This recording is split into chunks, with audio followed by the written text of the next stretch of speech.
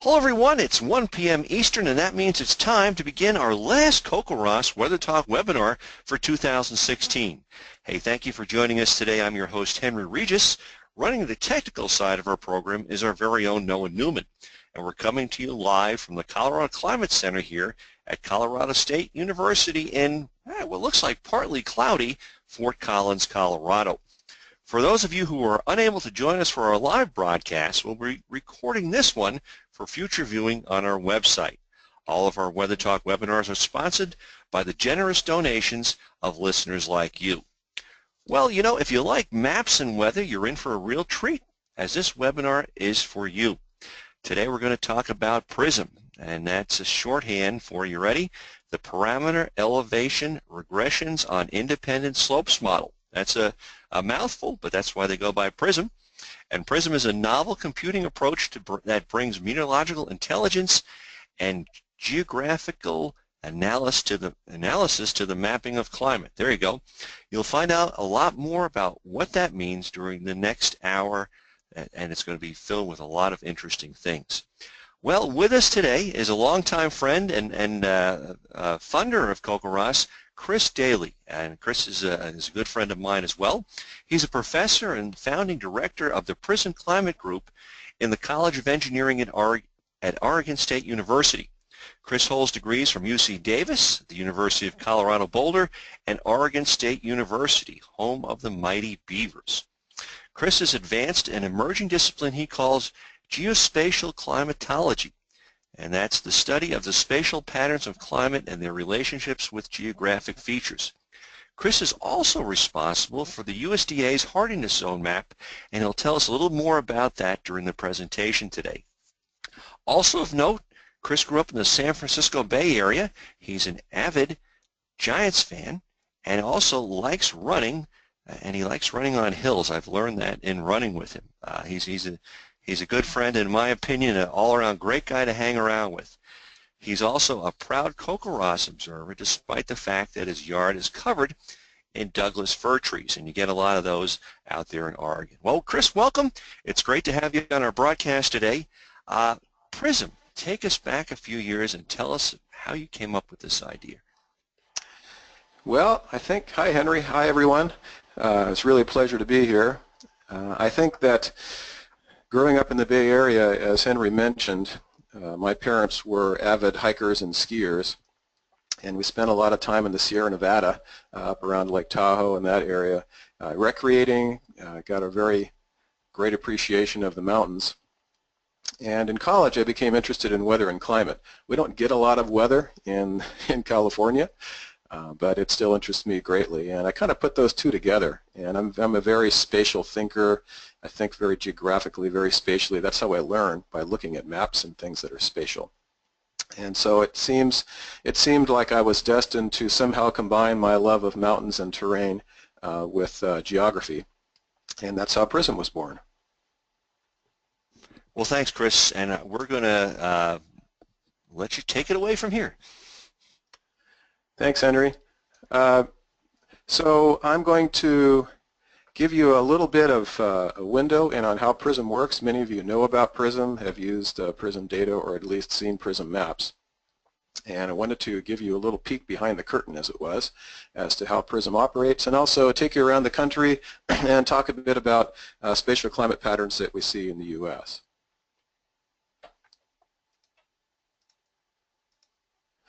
So the topics I'm going to try to cover today are who and what is PRISM. Henry's already given you the acronym, it's a mouthful. What are some of the rules that govern U.S. climate patterns?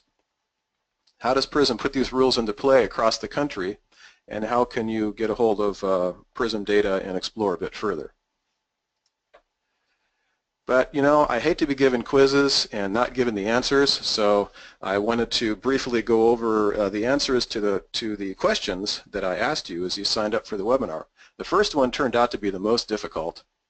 If you gathered all the active rain gauges in the country together and put them in one place, they would cover an area the size of a tennis court. We don't sample very much of the U.S. Even though we have thousands of observers, it's still a pretty small area. I'm happy to say that with the advent of CoCoRaHS, with over 21,000 active observers now, we're actually up to 2 tennis courts. CoCoRaHS gets 1, and all the other networks get 1. So CoCoRaHS is really a big player in sampling and observing precipitation across the country. Question 2, most of you got this one. The wettest place in the lower 48 states is Olympic Mountains. 200 to 260 inches of precipitation per year. It's a wet spot, and we'll be talking about this a little bit later.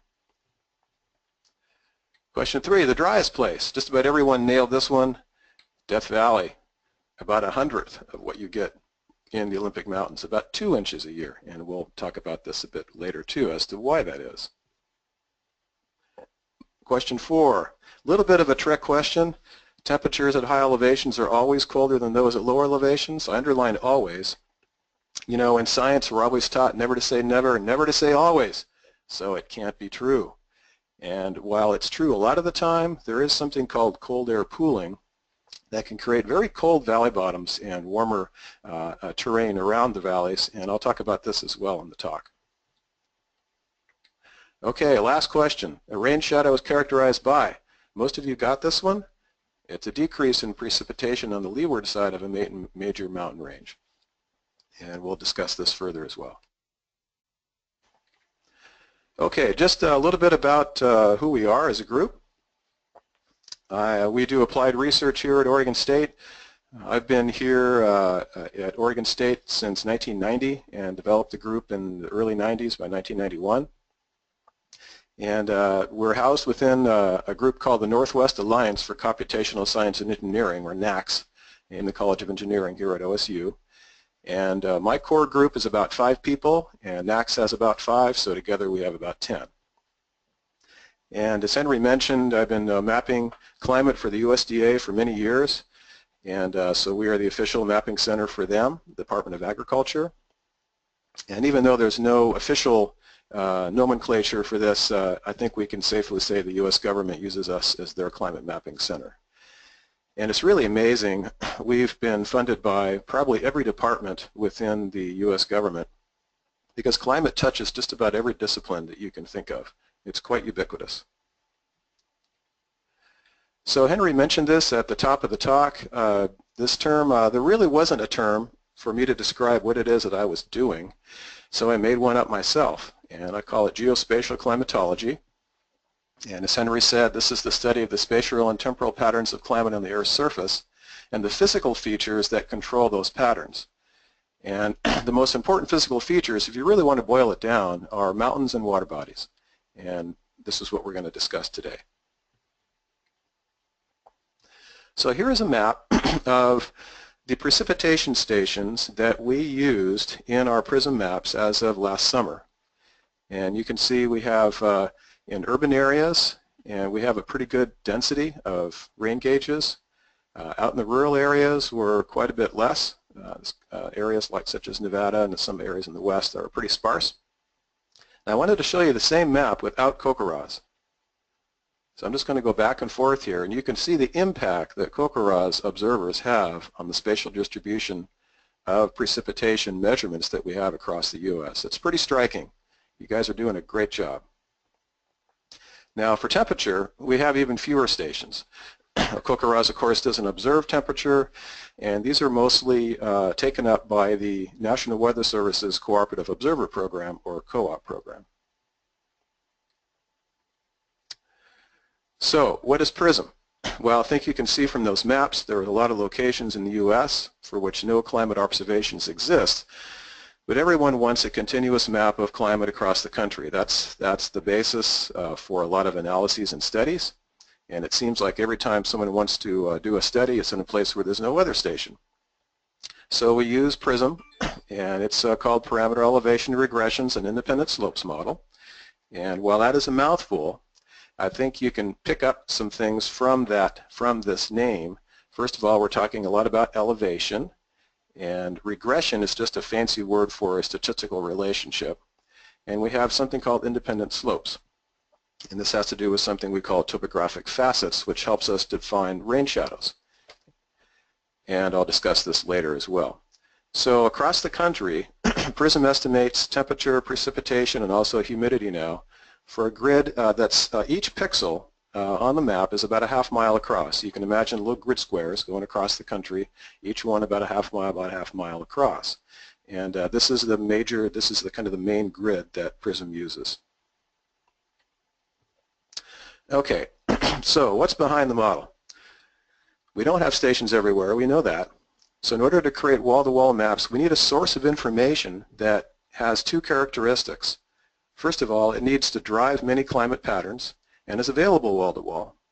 And the answer is terrain. The USGS, NASA, and other agencies have created some really high-quality terrain grids across the country. You can even get grids that are down to 30 meters, about 100 feet square. Much finer resolution than what we need with our half mile by half mile grid square. So terrain, specifically elevation, is a great use to us as we try to map with PRISM. So luckily for us, terrain has some really strong direct effects on climate. First of all, precipitation tends to increase with elevation, and temperature tends to decrease with elevation. And just to give you some examples of this, this is the mean January precipitation in a spot in the southern Sierra Nevada. I've got my pointer here. This is actually the PRISM graphical user interface that we use to look at what the model's doing. And you can see that we have elevation on the x-axis and the horizontal axis, and we have precipitation on the y-axis or the vertical axis. And there's a very strong increase in precipitation with elevation. At the same spot, if we were to look at, let's say, August maximum temperature, we see there's a very strong negative relationship where the temperature decreases with elevation. Very nicely linear elevation regression here. This is a line that we draw through, which is considered the best fit line to the data that we have. And to show you that this works in another hemisphere and also in a communist country, we can look at East Central China. This is the Qingling Mountains of China. We did a big climate mapping project there a few years back. And this is September maximum temperature. Again, a very strong decrease in temperature with elevation in these mountainous areas. And here's an increase in April precipitation in the same area. A little bit of scatter down here below. You can see that the size of these dots varies. Each of these dots is a station. And you can see I've kind of highlighted the station locations here in white circles. And so what PRISM is doing is going pixel by pixel by pixel on this elevation grid. This is the grid that you're seeing here that's colored. And it does a little local regression, a local relationship between precipitation or temperature and elevation. And it weights the stations coming into the regression based on how similar they are to the pixel that we're mapping. In this case, it could be distance from the pixel, similar elevation, similar side of the mountain range, and other factors that we'll talk about.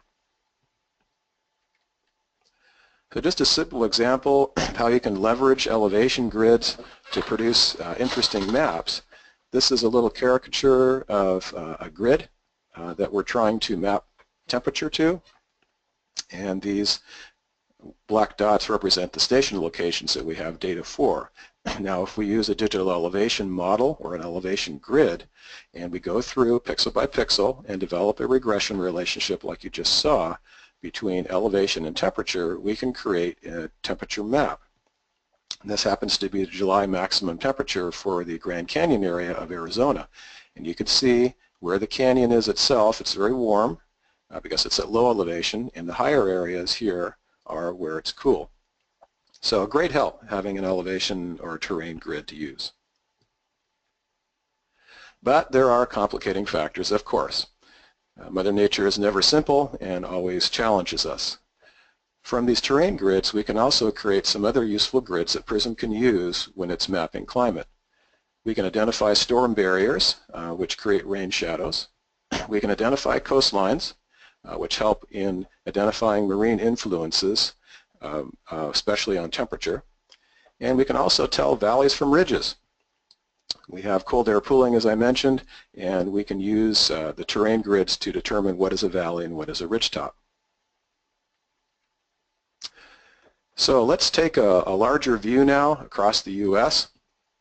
and look at some major rules that govern whether you're going to be wet or dry across the country. I call this engaging the bucket brigade. This is where we first need, if we're going to have buckets that are going to bring water to our location, we need proximity to a water source. So we ask the question, is there a clear path to a water source and a prevailing wind that can carry water buckets to your location? So a water source would be a large lake or an ocean preferably. And then we have elevation. Are you high on a mountain?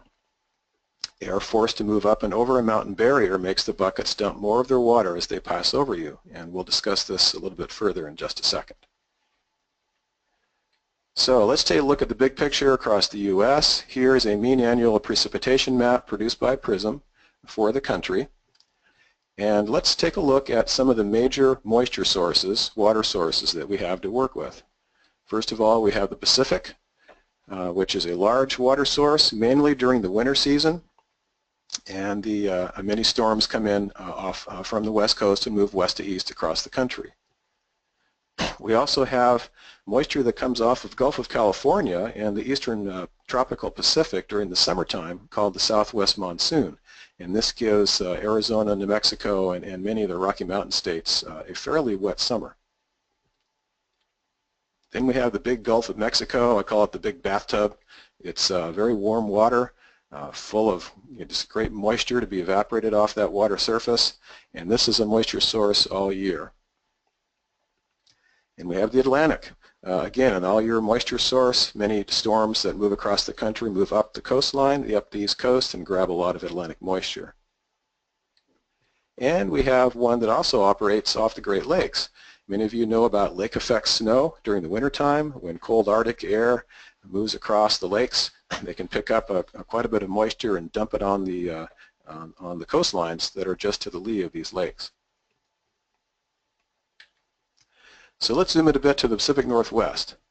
And there's the Olympic Mountains. Okay, so right away we can see that they are close to the coast and are elevated. The Pacific moisture is right there ready and waiting to slam up against those mountains. And so we find that our rules work pretty well here for a wet spot. It's exposed to Pacific moisture. We have a favorable wind direction. We do have frequent storms up here. Storms batter this area pretty much one after another during the wintertime. The terrain is elevated, and that equals wet. Now you might notice that just up to the northeast of the Olympics, a little town called Sequim actually gets less than 20 inches a year. And this is a big rain shadow area right here in the Olympic Mountains. Precipitation decreases pretty dramatically as you go from southwest to northeast. Now you can also notice that we have a maximum in precipitation all along the coast range here that's right near the water source. We have a rain shadow. Seattle, Portland, Corvallis, where I am talking to you from right now, is right about where my cursor is. And then we move into the Cascades, which is a big, taller barrier than the coast range, and that grabs more moisture. And then we drop into the semi-arid areas east of the Cascades. And the only places that get substantial moisture are the mountaintops at that point. So here's a little bit more about the rain shadow effect. This is a transect through central Oregon, and you can see that we have moisture starting up on the wet side of the coast range. As air cools, its ability to hold moisture in vapor form starts to decrease, and so that moisture condenses out in the form of rain or snow, and if those droplets or flakes get large enough, we end up seeing rain or snow. And so the coast range tends to be fairly wet. As that air drops down into the Willamette Valley, it warms up as it falls down in lower elevations, and it gets drier, and we don't get as much rainfall in the Willamette Valley. It's still a rainy place, but not as rainy as what we see on the coast.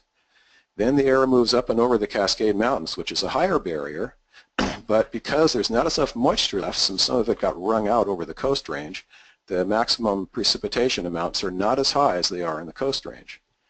By the time that air descends down into the eastern deserts, there's not a lot of moisture left. There's a little bit left at higher elevations, and that's what the mountaintops tend to grab as that air moves inland into the interior northwest.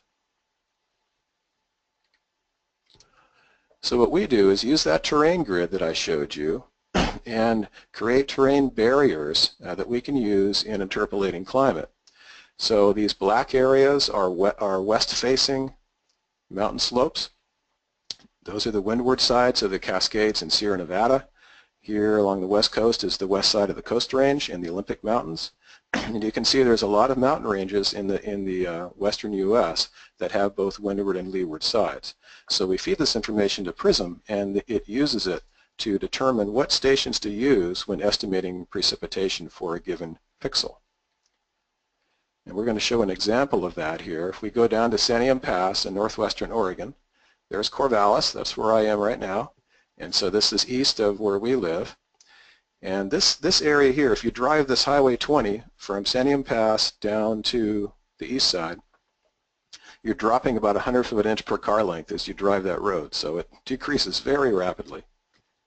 And so the question is, how is PRISM able to show such a steep decrease in precipitation as we go onto the east side of the mountain range? So here's an example of how topographic facets, or these hill slopes, are used. We're on the windward slope here. Here's an elevation grid, and here are stations. They're showing us pluses, and where PRISM is predicting for this red dot right here on the west side of the Cascade Range. And we see we have a relationship between elevation and precipitation, and the precipitation comes out as 83 inches per year. Now what I'm going to do is I'm going to flip over to the east side, and you can see what happens. PRISM now rejects those wetter stations on the west side and says, hey, no, I'm on the dry side now. My topographic facet grid that I just showed you said I'm on the east side, and so I need to weight stations more highly that are on the same topographic facet as I am. And so the precipitation drops down to only 24 inches. So I'll just kind of shove this back and forth here so you can see how this works. And this is how PRISM is able to reproduce very abrupt rain shadow effects. Let's move further south and go down into California. And here we start to see the storm frequency decrease. Up north in Washington and Oregon, we get a lot of storms in the wintertime, but as you know, down in sunny Southern California, they get very few storms. And so that begins to work against you as you work your way from north to south. And we can see the Coast Range here with fairly wet conditions, and also the Sierra Nevada, which is fairly wet on the windward side. Then we've got poor Death Valley tucked back in here in the rain shadow of a number of different ranges as you track back from where it is to the Pacific moisture source. And so Death Valley has a lot going against it in terms of being wet. It is in a rain shadow, obviously, very infrequent storms, and heck, it's below sea level. The lowest spot is minus 282 feet below sea level, so that's going to equal dry no matter how you look at it. So in the end, if you compare these two places, you've got the Olympic Mountains with over 200 inches a year, where up in the mountains where it's cool enough, we have permanent ice and snow and glaciers. Heck, you can't even make a phone call without getting moss in your hair down at the Hoh Rainforest in the Olympic National Park. And then we contrast that with Death Valley, where there's not a blade of grass to be seen, let alone a tree, and we see basically a lot of sand. Okay, well, does any of these rules apply to something in the eastern U.S.? And the answer is yes, they do. They're not as spectacular. The rain shadows are not as noticeable on the vegetation, but they are there. So if we move into the southeastern U.S., here's Georgia, South Carolina, North Carolina, up into Virginia, we can see this is mean annual precipitation again, and we can see the moisture coming up from the Gulf of Mexico and wrapping around the west side of the Appalachian Mountains, which the southern Appalachians are right here. We also see a coastal effect. Now, any of you that knew about Hurricane Matthew this last fall, this is a classic example of how you get tropical systems coming up the coast and dumping a lot of rainfall on the near coastal areas. And so on the coast, we see mean annual precipitation of about 55 inches a year. And then as we move inland, away from that coastal moisture source, we have what I call the dry slot. And they get about 10 inches a year less than they do on the coast. You're far enough away from the coast to be dry, but you're not close enough to the mountains to begin to feel the mountain effect. Once you do get into the mountains, you see quite a lot of rainfall. upwards of 100 inches in some of the southern-facing, moisture-facing mountain slopes on the southern Appalachians. We also see something else. We see rain shadows. Asheville, Shenandoah Valley, their precipitation is definitely less than what you see on the windward slopes. And they tend to be blocked from both the west and the east. And so these interior valleys tend to be a bit drier than what you'd see on either side.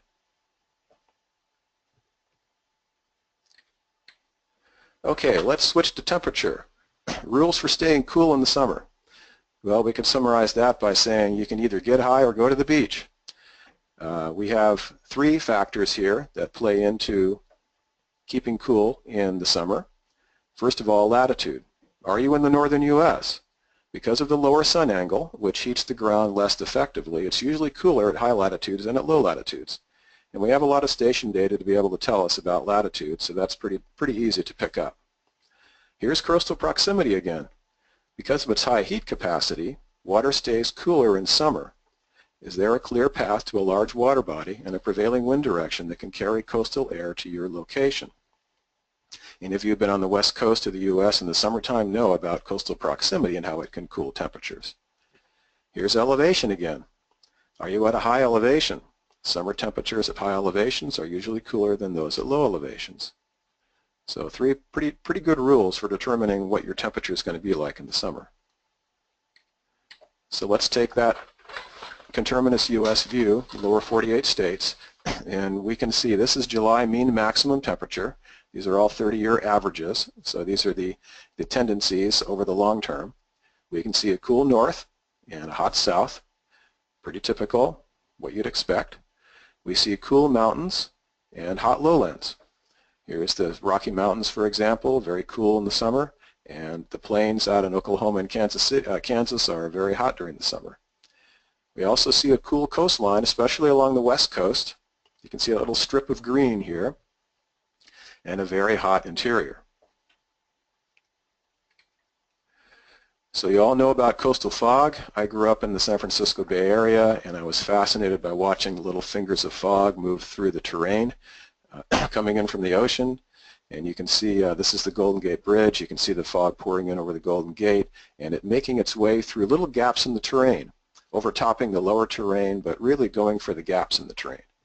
And you can see that more clearly in the Salinas Valley south of San Francisco, where you can see the fog really penetrating through the Salinas Valley where the terrain is low and the air can easily access interior areas. So looking at the Central California coast and interior, we pretty much can see everything that I might want to talk about in terms of summer temperature. This is a PRISM map of July mean maximum temperature, and you can immediately see the very cool coastal strip. And this coastal air is limited by the terrain that the air bumps up against as it tries to penetrate inland. Here's the Salinas Valley, and there's that tongue of coastal fog that we saw, so we get cool temperatures that really penetrate quite a ways into the interior because there are no mountains blocking them. I used to live in the Santa Clara area, Santa Clara Sunnyvale, where we had very nice temperatures because of the fog pouring in through the Golden Gate and then spreading out along the bay. And we used to, every afternoon we get a bay breeze where we get a nice little push of cool air from the bay into this Santa Clara Valley, creating really moderate, just beautiful summer temperatures. Now the fog and coastal air also penetrates all the way through the Carquinez Strait into the Great Central Valley, and we see a little bit of a cooling effect, even in the long-term climatology, from this delta breeze. And then once that air spreads out, it starts to heat up very quickly, and by the time you get into the southern San Joaquin Valley, for example, your average high temperature in July approaches 100 degrees. Once you get away from the coastal influence, we see the effect of terrain. Now we have the higher terrain being cooler than the lower terrain in the Sierra Nevada.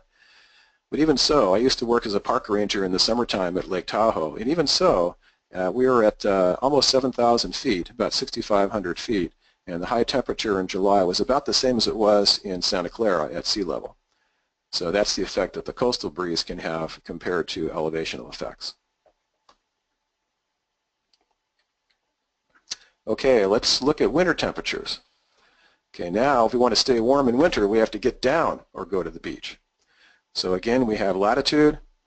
Are you in the southern U.S. now? That's where you want to be. My son is in school at Florida State University, and this is the time of year when everyone loves to be in Florida. Because of the higher sun angle, it is usually warmer at low latitudes than at high latitudes. Here's coastal proximity again, seeing the same features over and over again. Because of its high heat capacity, water stays warmer in winter. So water stays cooler than land in summer, and it stays warmer than land in winter. Because it has a very high keep capacity, it doesn't tend to heat up and cool down very quickly.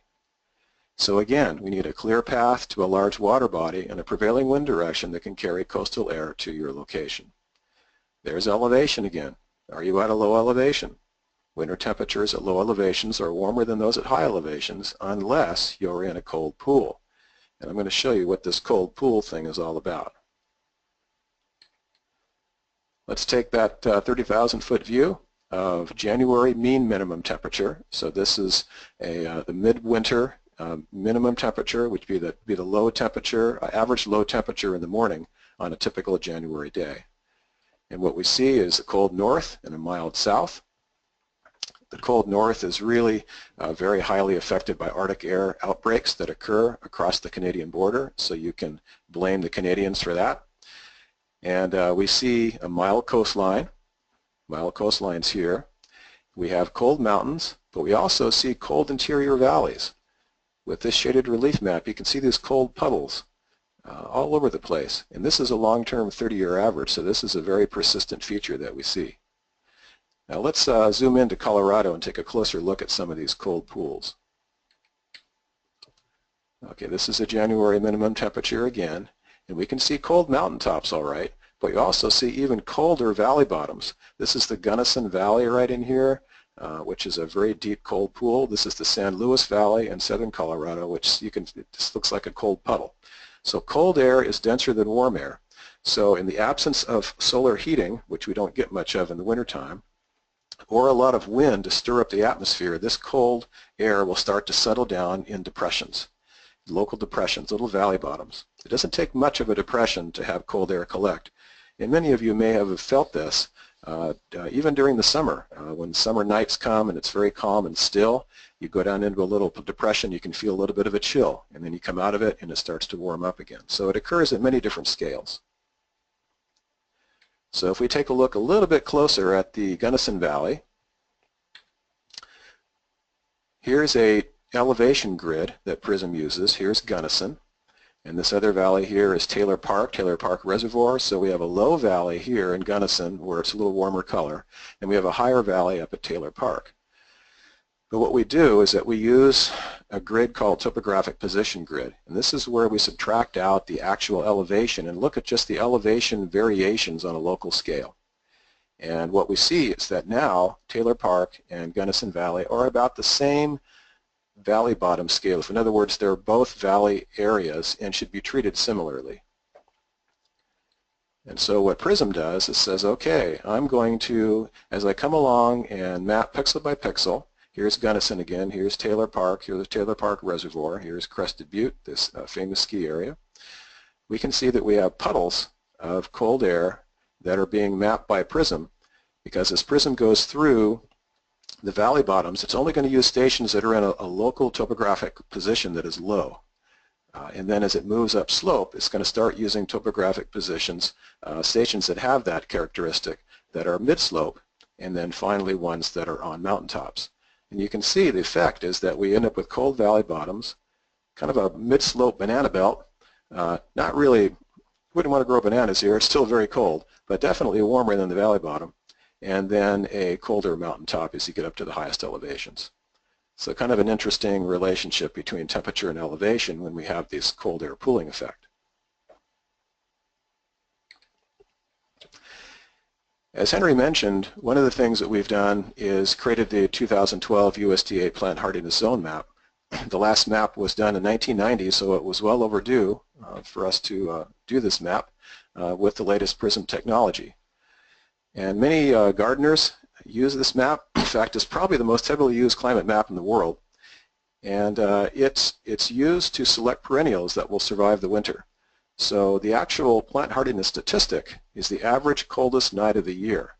So you can imagine that if you were to go through a whole year and find the lowest minimum temperature that occurred on any given morning, and then average that number for that year with 29 other numbers from 29 other years to create a 30-year average, that is the plant hardiness statistic. And you can actually, if we zoom in on Colorado, you can actually see some of these cold pools even showing up in the plant hardiness map. There's Taylor Park right here, where the zone is much colder than what you see around it at higher elevations. Here's Gunnison right down here also sitting in a cold pool. And this is another cold pool called North Park, and this is South Park. So they show up very, very distinctly in our plant hardiness zone map. So it's important to get these cold air pools right. Okay, so how can you look at other PRISM data sets and maps? We have a public portal open. Anyone can access this portal. Whoops, let me go back. And it's called prism.oregonstate.edu. And we have, this is the place where people go to get PRISM gridded data. If they have a geographic information system, they can bring in the data themselves and analyze it. Since 2014, we've had 70 million gridded data set downloads, which is just really amazing. And the thing I want to emphasize to all you CoCoRaHS observers is that CoCoRaHS data are in all of these grids. And so 70 million copies of your observations are being used by various people all over the world.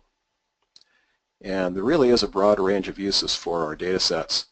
Agriculture being a big one. We supply the federal crop insurance program with daily and monthly maps that they use to evaluate crop loss claims. They're used in a lot of hydrologic engineering studies, ecology, looking at species ranges and habitats, economics, retail. We even have people using PRISM maps to determine when they should start selling flip-flops and ice cream during the springtime. Really amazing wide variety of uses that you could ever guess. And on this portal, you can actually look at maps. Some of these maps are really gorgeous to look at. Sometimes I see these maps as art. You know that guy, that artist that used to throw paint against the wall and sell it for a bunch of money, where I think he has nothing on us. These maps can be really beautiful. We also have what's called the PRISM Data Explorer. And this is where you can go in and you can actually locate yourself at any location in the lower 48 states and get a monthly or average annual or even a daily time series of precipitation, minimum temperature, maximum temperature, mean dew point, and minimum and maximum vapor pressure deficit, which is all about how dry the atmosphere is. And you can do this monthly data back to 1895 and daily data back to 1981. So this is a great thing, great tool to fool around with. We also have a series of maps that we call the drought indicator, which is percent of average precipitation. And we have a slider bar here where you can take it back to 1990 and you can make this bar wider or narrower to look at just a few months or up to a couple of years at one time. What I'm showing you here is the precipitation anomaly or departure from normal from October through the 28th of November 2016. And you can see the southeastern drought. These brick red areas are areas where they've got no rainfall whatsoever since the 1st of October. So no wonder they're having so much trouble with fires and dry conditions. You can also see the track of Hurricane Matthew. That's what you're seeing along the Carolina coast. So a lot of fun to mess around with these maps.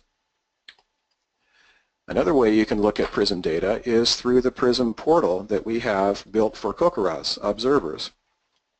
So if you are a CoCoRaHS observer, you can go to My Account, log into your account, and when you do so, you will see two different places where you can access PRISM data. The first one, called PRISM Portal, if you click on this link, you'll get the national PRISM map, and you can go anywhere and take a look at PRISM data. You can also go down to your station itself, and PRISM will zoom in automatically to your station location and provide precipitation data for your station. This is a look at the national map, for example, and what you see is that you have 4 different ways that you can locate yourself. You can put in a state and county, and it will zoom to the center of that county. You can use a station number. You can put in latitude, longitude coordinates, or you can simply zoom and pan on the map and click on the map, and that location will be used to provide precipitation data.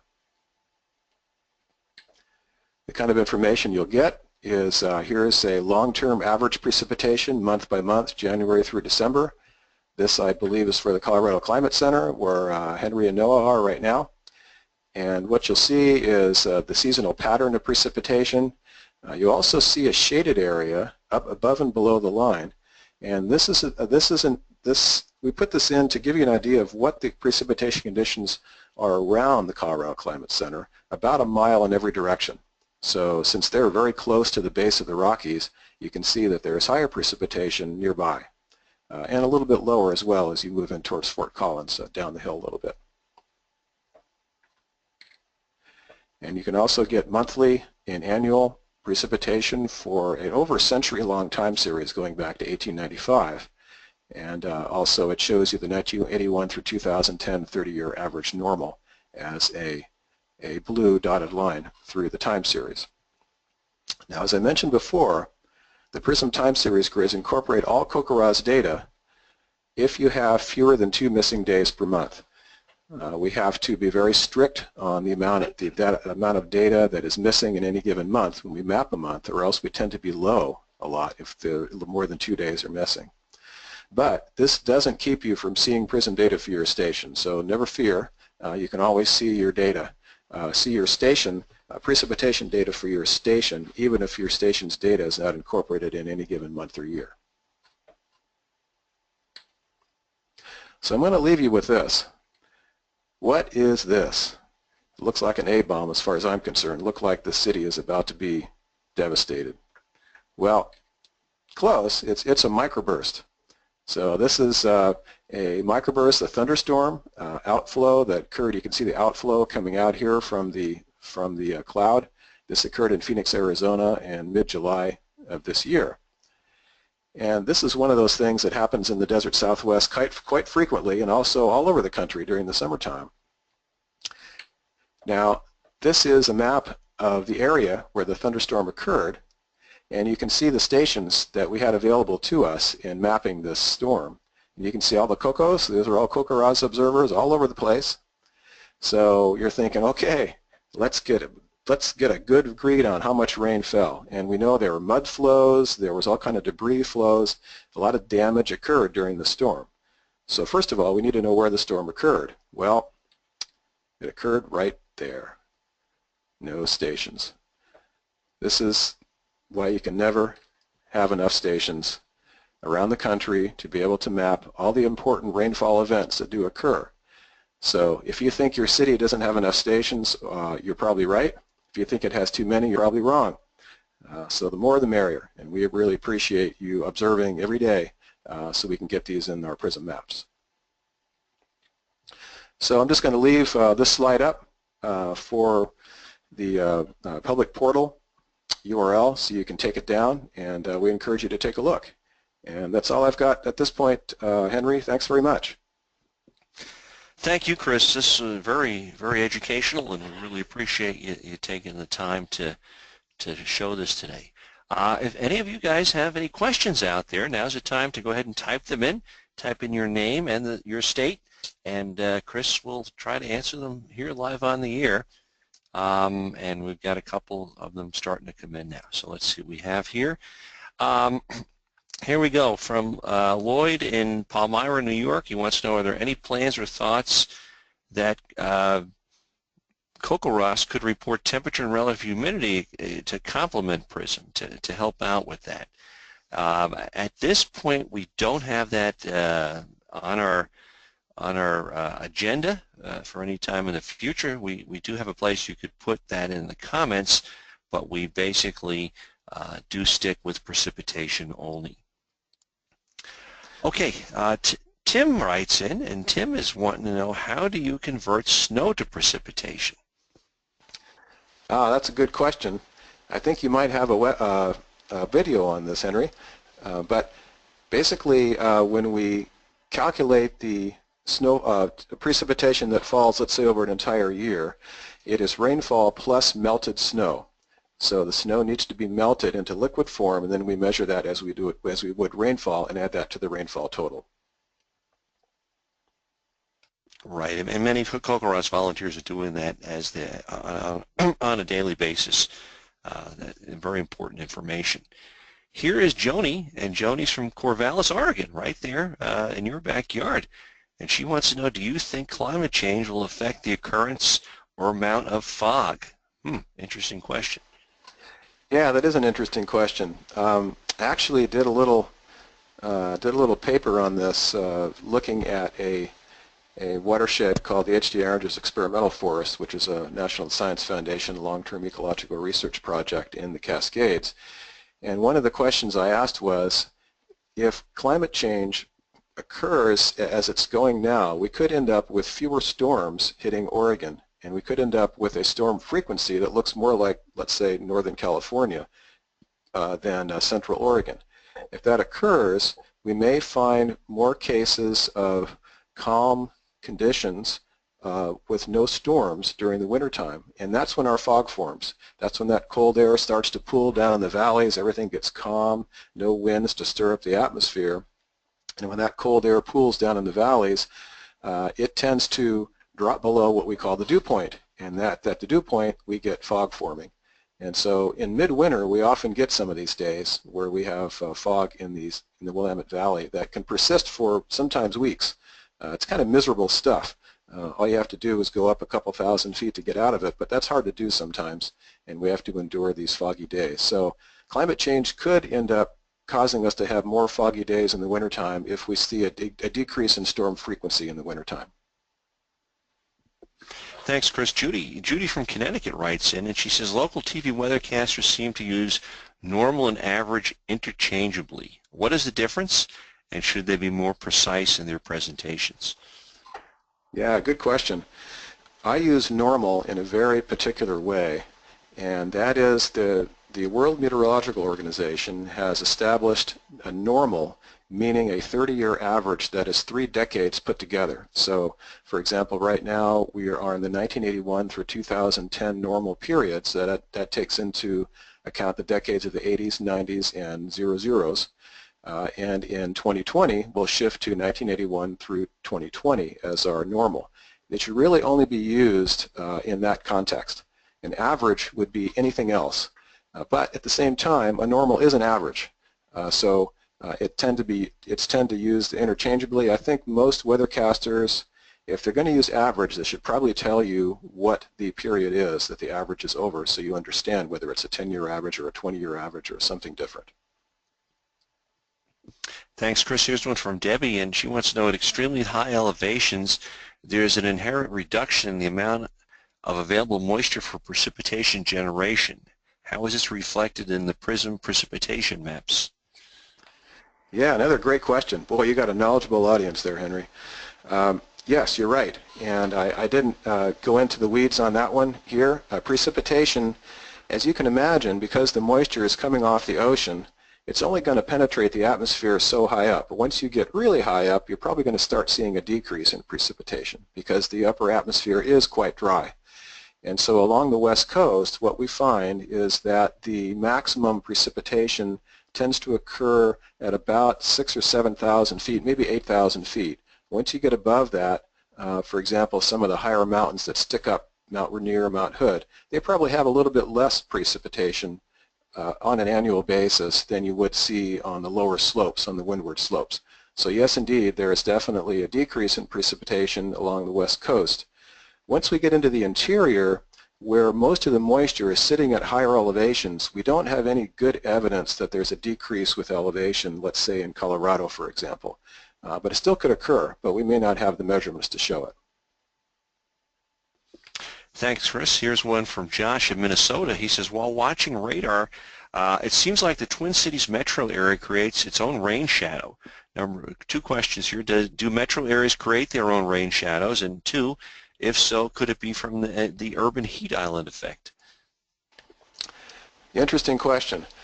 The only studies that I've seen, actually there was a number of studies that took place about 10, 20 years ago looking at urban heat islands is actually amplifying precipitation. There was something called the St. Louis experiment where they looked at the heating of the urban heat island in St. Louis actually creating rising air that then created a plume of higher precipitation downwind. And that was pretty well instrumented and pretty well shown. I'm not aware of a metro area creating a rain shadow or a decrease in rainfall as you go downwind from the urban area. Here's a question from Gail in Austin, Texas, and she mentions that, you know, the GOES-R satellite just went up just before Thanksgiving. Will you be able to use any information from that for your models? Another good question. That remains to be seen. I think that we'll have to see what type of precipitation products can be used from GOES-R. Typically, we have enough stations to be able to do better than what satellites show in the U.S., but that's not the case in some other countries of the world where they have sparser data. I'm also looking into using satellite-based information about surface temperature to be able to help us find cold pools better. So it remains to be seen as to exactly what we'll be able to do in the future with GOES-R. Great. Here's Steve from Minnesota. Steve wants to know, how are valley versus hill determinations made when looking at relative terrain heights? Is it a certain percentile of the surrounding terrain? Yes. I didn't have time to go into the detail as to exactly how we did that, but what I did was I devised an algorithm that looks at about 15 to 20 kilometers around each pixel on our digital terrain grid, our elevation grid. And I found the lowest one, so I tried to create a valley bottom surface. And then what I did was look to see how each pixel, how far above that valley bottom surface it was, and then smoothed it to a certain wavelength that was about 15 or 20 kilometers. So you end up with this effectively a terrain grid that subtracts out the actual elevation conditions within about 15 or 20 kilometers around the pixel, and you end up looking at relative heights that vary anywhere from 0 or even a little negative to upwards of maybe 1,000 meters. So everything is somewhat standardized now, so you could have a ridgetop that's at the same topographic position in Colorado at 14,000 feet as you do in the Coast Range at 1,000 feet. Okay, here's Forrest with a question. Forrest says, what effect does a river like the Missouri or Mississippi have on climate grids? Interesting question. We don't see any indication that they provide moisture for precipitation. They're just simply not large enough. They don't cover enough surface area to be able to cause that. You definitely see it in terms of fogs that provides moisture, low-level moisture. So when we do have conditions where the cool air is hugging the ground and we have calm conditions, you definitely can get river fogs. And you probably would see a little bit of moderation of temperature as well as that cool water passes you by. If you're sitting right on the riverbank during the summer, you're probably going to be a bit cooler than you will just a few hundred meters inland. Great. Here's one from Pierre in Vermont. He wants to know, speaking of climate change, do you compile data to display changes or anomalies in temperatures and precipitation that are occurring now? Yeah, that's a complicated question. We do have, as I've shown in the talk, time series that go back to 1895, and we do have those for temperature as well as precipitation. However, there have been a lot of changes in the way that temperature, especially temperature, has been recorded over time at these Weather Service cooperative stations. And we've not yet done the work to try to take out all the different effects that might have occurred that we would call non-climatic. They're called inhomogeneities in the time series, where you might have variations due to instrumentation or methodologies used to observe the temperature. And so until we can weed those out and come up with a clean time series, we're not quite ready to show a reliable trend in temperature using PRISM data. But we are working on it. We've worked on it for several years now, and we're continuing to do so. Okay, here's one by Tim. He wants to know, with mining or highway construction, how does cutting a slot in a ridge affect rain shadows and climate? Does it actually have an effect?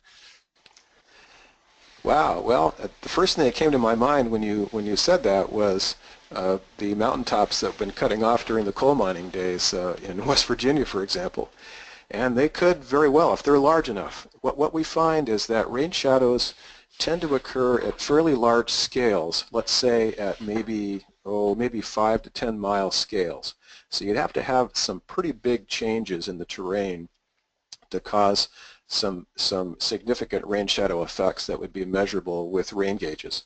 That being said, you can have local effects. For example, you can have little updrafts that occur when air rises up a steep ridge that could actually move those raindrops or snowflakes to another place, let's say beyond the ridge, where they may fall once the wind speed dies down. And so these little local effects could occur. If you were to cut off that ridge or make a road cut where the air can get through, you may find that you have a deposition zone downwind of that road cut. And this is something that we definitely have seen on certain roads that go through mountain passes where they make a road cut into a ridge, and that ends up being a collection zone for snow. And snowplows have to get out there and keep moving snow out of that road cut because now that road cut is creating a little place for snow to deposit. So these little local effects can be very damaging if you're trying to keep a road clear. Here's one from Josh, and Josh is in Minnesota. His question is, he's viewing the average temperatures over the last 100 years. He said there's usually a trend line towards warmer temps. Your graph showing the average precipitation in Colorado from 1895 to 2012 is very flat. However, temp affects precipitation. Are most long-term averages, 100-year averages, for precipitation flat, or is it common to see a trend up or down? Boy, that's a tough one. I think overall we're not seeing a lot of trend, century-long trend in precipitation yet on long-term annual averages. I think what we tend to see is that the intensity of the storms is changing, and we tend to see more storms that have higher intensities due to, as he mentioned, due to warmer temperatures, the ability to hold more moisture in vapor form in the atmosphere and then release that moisture during storms. So I think the nature of the precipitation may be changing, but overall I don't think we've seen average long-term normals, for example, go up in any significant way across the country. Okay, here's two questions from John in Utah, and I'm going to give you both questions here. Number one is, he's always assumed we know more about weather in urban areas than rural areas. In this case, and if so, is PRISM data skewed in favor of populous areas? His second question is, he is the only CoCoRaHS volunteer in a mountainous area where he lives. He's wondered how helpful his data is because there's no other reporting stations close to him. So two separate questions. Okay, well, the first one, that's an interesting question, and I think you're right. I think that because we have more stations in urban areas, we don't have any particular, let's say, land use grid that goes into PRISM that says, okay, this station is an urban area, just like our rain shadows, for example, the example I used on Santiam Pass. We don't have a way of rejecting urban stations in rural areas. So I think it's probably true that the influence of urban stations does reach out into surrounding rural areas until we can pick up more rural stations. I think that's probably true for temperature, but luckily we have a pretty high density, so we can tend to carve out those urban areas fairly well. But I think you're still right. I think there is an effect on surrounding rural areas. Second question, I'm trying to remember what it was. Can you remind me, Henry? Yeah, he's the only observer in the mountainous area there, and Right. How helpful is that information? It's really helpful. It's great. These are places, especially in the mountains, as you've seen during the talk. There's a lot of complexity to precipitation patterns in mountainous areas. So we treat these remote observers that are in mountainous areas like gold. We really appreciate those observations, and they're highly important to producing good PRISM maps. Okay, here's two related questions here, and one from Jody, one from Dan. Do you consider multi-day accumulations when factoring in missing data? And then Jody's was, you mentioned you don't use CoCoRaHS data if you have 2 missing days a month. Does that mean only daily reports? Or if you can account for all the days in a multi-day report, does that count for PRISM? So what about multi-day reports? Yeah, right now we're only counting multi-day reports for the Cooperative Observer Program through the Weather Service, but so far we're not accounting for them in CoCoRaHS. We've been in discussions with the CoCoRaHS folks to try to see how we can do that, because we have the ability to do so. We don't right now, but I think we can probably make that happen, and I think that could add quite a bit of data to the system. I should also say that we redo these maps several times. The monthly maps are done 6 times as new data come in. So we do a map at the end of the month showing the previous month, and then we do it again at the middle of the following month, in the middle of the next months 2 through 6, so that we have 6 months to bring in all the data that we can find, because not all the data are available right away. So if you were to not have a complete month and you got around to filling in your zeros, for example, by the 15th of the following month, it would be included in that next map. If you still haven't gotten it done, it could be included in the following map up to 6 months out. So there's always ample opportunity to fill in those data points that you may have missed on a daily basis. Okay, we're at the top of the hour. Chris, do you have a few more minutes here to take some more questions? We've got a couple more coming in. Sure, no problem. Okay, CB has 2 questions for you. One, he wants to know, or it could be she wants to know, do snowmaking machines influence the weather in the vicinity of ski areas? And number 2, and you probably don't know the answers to this, neither do I, when are we going to use the metric system for weather reports here in the United States? Well, I'll take the metric one first. You may have noticed that a number of the maps that I showed you showed precipitation in millimeters in the legend, and that's how we do business here in the scientific community, and that's how those maps were created. But you also notice that I added annotations in inches. Yeah, the U.S. is still stuck on inches and feet in the imperial system, but all the science is done in metric. But I find a lot of my work is done in agriculture, and they're still very much an inches type group, inches in Fahrenheit. And I don't know. I don't know if it's ever going to happen for just common parlance when we talk about climate, whether we'll ever get away from inches in Fahrenheit. I haven't seen any moves towards that in the last 10 years or so. I think we're going back to fortnights, I heard somebody mention the other day. Yeah. Now, there was another question in there that I forgot, the first one. Oh, snowmaking machines. Gee, you know, there is a number of ski resorts that I visit that use snowmaking machines, and they are very effective at producing snow when it's dry but cold. Obviously, you need freezing temperatures for that the spray that they use to condense and fall out as snowflakes, as small snow crystals. And so they definitely will take a ski area that may not have any snow cover and produce a snow cover. And that, I don't really know for sure, but I imagine that that could create a little bit of an icebox effect in the surrounding area, where you could end up with colder temperatures at night, for example. When you have snow on the ground, temperatures at night during winter nights tend to be colder than areas where there's no snow on the ground. So you could end up actually affecting surrounding areas with a bit colder temperatures at night. And also the albedo, with the reflectance of the surface changes. Snow has a very high albedo and will reflect a lot of the sun's energy that could go into ground heating. So that could also affect the surrounding area as well. But that's a very good question I haven't thought too much about. Tommy from Staunton, Virginia writes in, and he lives just east of the second highest mountain, Elliott Mountain in Virginia. He noticed that Staunton was drier than most towns in the valley. He's thinking that's because of the mountain. But his question for us, is there any cold pooling in the Shenandoah Valley? Do you know of any spots there? Yeah, you know, I often look for those because I would expect them to be there? And I think the answer is that on a long-term basis, you don't see much effect of cold pools because there are enough storms coming through to mix up that air and to keep the cold air from pooling at night, for example. So on a long-term basis, I think there's too many disturbances coming through on a regular basis, unlike the intermountain region of the West, where you can go for many weeks during the wintertime without any storm activity at all. But on a nightly basis, winter or summer, you can definitely feel cold pools in just about any depression.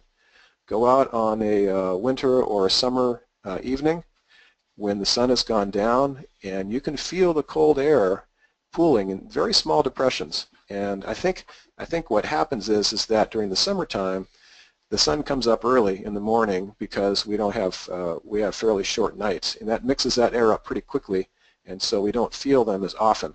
During the winter, you tend to have more nighttime hours with no sunlight to be able to have these cold air pools be created and persist. So I think the answer is on a daily basis, yes indeed, you will definitely feel cold pools, but on an annual or a monthly basis, for example, on a long-term monthly and annual basis, we don't see too much effect of cold pools. Here's a question from Bill in California. He's an OSU geography graduate from 1964, and he was wondering, I guess from a PRISM's point of view, might there be an idealized optimization, optimal spacing of CoCoRaHS station for those attempting to recruit new observers? I say, the more the merrier, but what do you take on that? Well, actually, that's an interesting question because we've been at our annual meetings that we have in Estes Park in May every year to talk about CoCoRaHS. We have tried to come up with some type of a numerical metric that describes how important each station is in terms of the density of stations around it and also the complexity of the climate patterns around it. And we definitely have some ideas about how to attach some type of importance and identify areas that are highly important but have no stations. And I think that that's something that we would like to do and try to recruit volunteers in these areas that are deemed highly important, highly complex. They may be in areas of high precipitation gradients, for example, where we could use more data. But at the same time, that's mostly that's a long-term climatologist talking. On a daily basis, as you saw in Phoenix, Arizona, we have a very good idea of how much rain falls on an annual basis, long-term average in Phoenix. But those big storms can have huge effects. And that particular one was missed, even in a highly dense urban area with a lot of CoCoRaHS stations. So you can never have enough stations on a day-by-day basis. Okay, here's one from southern New Mexico. Joni's wondering that will climate change affect how the weather pattern from the Gulf of California hits them? So any thoughts on that? Yeah, I'm not an expert on that area. I know that there have been a number of studies done to look at the effects of potential climate changes on that southwest monsoon. But I don't have at the top of my head what the results of those have been so far. I think what I've been hearing is that it's very possible that that moisture source may be cut down a bit and maybe move around a bit in terms of timing, but I'm not quite sure whether the frequency and intensity of that moisture will go up and down with climate change. I'm sorry about that. Cynthia writes in, and she wonders if you consider the Finger Lakes and Salt Lake as moisture sources. She's been told that Cayuga Lake has an effect on snow if the wind is from a particular direction, comes right down the lake. Also heard of lake effect snow in the Great Salt Lake. Yeah, those are two interesting questions. It is an open issue as to whether the smaller lakes do provide enough moisture. I think there's no doubt that on a short-term basis you can definitely see that. The Great Salt Lake, for example, does affect temperature. We tend to see warmer temperatures. There used to be a station out in a place called Mid-Lake, out in the middle of the lake, and that temperature sensor is always warmer on winter nights than what you'd see on the surround land-based stations, which makes sense. And there have been incidences definitely where there appears to be more moisture coming in if the wind direction is right and hitting the Wasatch Front and creating increased precipitation. I don't think we see that too much on a long-term basis, but it can definitely happen. And I know what you're talking about, Cayuga Lake. Yeah, same type of deal. I think that the amount of time that the air spends over the water as it's moving up into the areas downwind of the lake is pretty short. And so you're probably not going to see a huge increase in precipitation because of that. The Great Lakes have long fetches, as they're called. They have the long distance that the air can go over and soak up moisture before they reach the leeward areas. And so that's why you tend to see the greater effects with the larger water bodies. I guess in Utah too, they don't need to, with that lake effect snow, they don't need to put any salt on the roads after the snow falls. It's already cut. No, just kidding there, folks. That's right. All right, looks like our last question of the day. We'll have a drum roll here, and the question is from Aldian wants to know, why aren't Alaska and Hawaii included in your data? You should notice they were not on the maps. Yeah, we actually do have Alaska and Hawaii normals maps. And in fact, I'm redoing Alaska for the third time now. We're updating our 1971 through 2000 maps to 1981 through 2010. I just spent a week up in Alaska last month coordinating with the folks up there to collect new data so we can do that. And we'll be doing that, and those will be on our website. Right now you can access those maps from the National Park Service. If you want to email me, I can tell you how you can access those data sets. Same thing for Hawaii. We have those on request.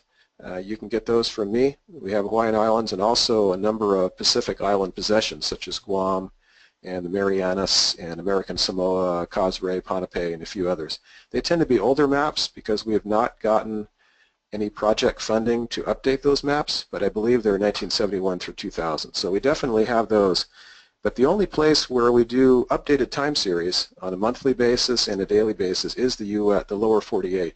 That's simply because of project funding. We're funded here all by 100% external dollars, and so if we don't have project funding to do something, then we can't do it. And Chris, we'll put some URLs, if you'll send them to us, on our website. There's a specific page for each CoCoRaHS webinar. If you go to our CoCoRaHS webinars page, you go to the bottom, you click on a past webinar. We show also the archived video.